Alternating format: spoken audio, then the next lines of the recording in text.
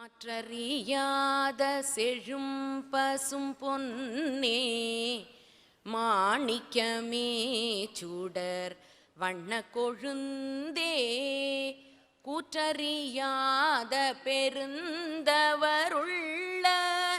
கோயிலிருந்த குணப்பெரும் குன்றே வேற்றறியாத சிற்றம்பல கனியே விச்சையில் வல்லவர் மெச்சும் விருந்தே சாற்றறியாத என் சாற்றும் களித்தாய் தனி நடராஜா என் சர்க்குருமணியே சர்க்குருமணியே.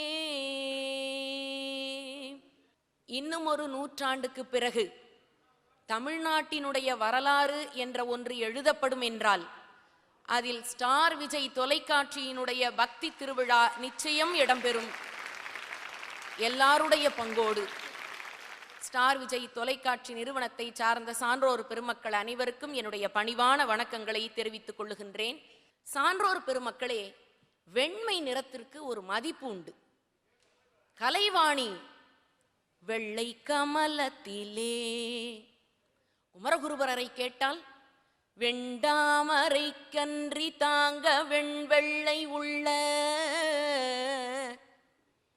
சிவபெருமான் வெள்ளியங்கிரிவாசன், வெள்ளை மலைக்கு சொந்தக்காரர். திருமால் திருப்பார்கடலில் பள்ளி கொண்டாயே ஸ்ரீமன்னாராயணா. பார்க்கடல் வெள்ளை நிறம். இன்னும் ஏன் வெண் பட்டுக்கு பெருமை அதிகம். நாவல் மரத்திலேயே வெண்ணாவல் மரம் எங்கேயாவது அரிதாக தோன்றக்கூடிய ஒன்று. அவ்வளவு தூரம் ஏன் வெள்ளை ஆடை உடுத்தி கொண்டு ஒருவர் வந்தார், அத்தனை பேருடைய பார்வையும் அவர் மேல் விழும். மதிப்பு, கம்பீரம். பல் வெள்ளை நிறத்தில் இருந்தால் தானே நாம் பாராட்டுகிறோம், மகிழ்கிறோம். கிருபானந்த வாரியார் சாமி உடம்பு முழுக்க நீர் பூசிக்கொண்டு ரயில் பெட்டியிலே பயணம் செய்து கொண்டிருந்தார். எதிரிலே இருந்த இளைஞர்கள் கேலியும் கிண்டலுமாக சொன்னார்கள், என்னடா செவுத்துக்கு சுண்ணாம்படிச்சிருக்கிற மாதிரி சாமி உடம்பு முழுக்க திருநீரை பூசி இருக்குன்னு. நாம இருந்தால் கொதித்திருப்போம். சாமி சிரிச்சுக்கிட்டே சொன்னார், உண்மைதான், குடியிருக்கிற வீட்டுக்குத்தான் சுண்ணாம்படிப்போம், குட்டிச்சுவருக்கு அடிக்க மாட்டோம் என்றார். வெள்ளை நிறத்துக்கு பெருமை அதிகம், வெண்மைக்கு சிறப்பு உண்டு.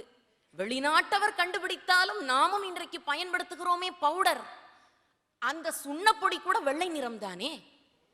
குனித்த புருவமும் கோவை செவ்வாயில் குமிழ் சிரிப்பும் பனித்த சடையும் பவளம் போல் மேனியில் பால் வெண்ணீரும். இப்படி வெள்ளையை பற்றி, வெண்மை நிறத்தை பற்றி பேசிக்கொண்டே போகலாம்.